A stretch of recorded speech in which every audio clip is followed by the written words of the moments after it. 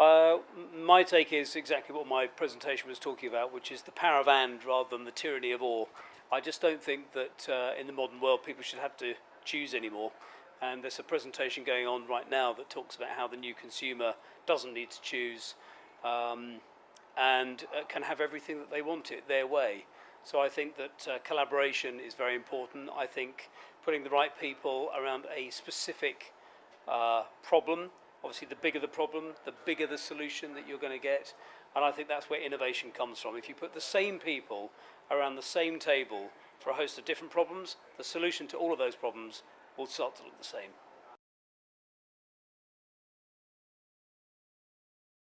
I think the big issue for the advertising industry is sustainability. I mean, you don't buy your clothes from a department store, so therefore, why should you buy your communications from your department store?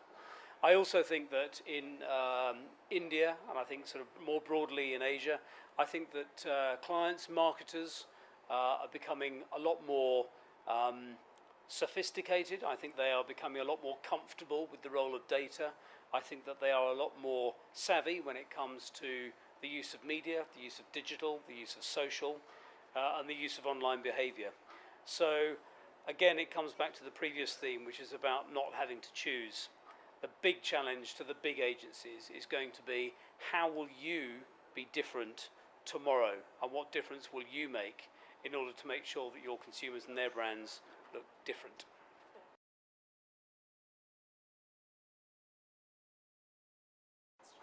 I think that global advertising has got a huge amount to learn from India, okay? And there are three things that I would put forward. I think the first thing is creativity really, really matters. And I think in other parts of the world, it's very, very easy for the agencies, the bigger they get, the worse it seems to become. But it is all about the money. Obviously, there has to be a financial byproduct of what we do. But actually, the money comes when the work is good. So if there's one thing I would learn from India, it is that the work really counts. I think the second thing is in India, I come back to this theory again, but it's the power of and.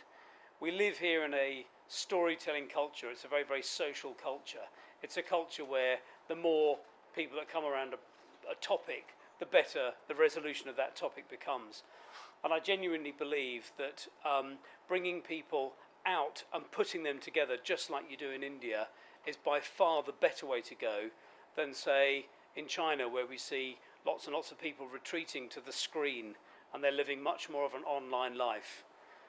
And I think the third thing is what I would quite simply call giving.